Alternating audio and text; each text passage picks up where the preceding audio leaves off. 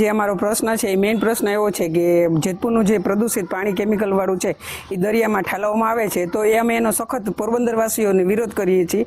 શું કરવાને વિરોધ કરીએ છીએ કે આજે જે આપણે ભગવાને જે સૃષ્ટિમાં દીધું છે, જે પાણી છે એની અંદર અનેક જીવો રહેલા છે, અને અમારો પોરબંદર વિસ્તાર એવો છે જે ખારવા ભાઈઓ છે એ સાગર ખેડૂ છે. જો એને આ પ્રદૂષિત પાણી ઠાલવવામાં જો દરિયાનું આવશે દરિયામાં, તો શું થશે કે ખેડૂતો બધાય છે એ સાગર ખેડૂ એ બધાય પાયમાલ થશે.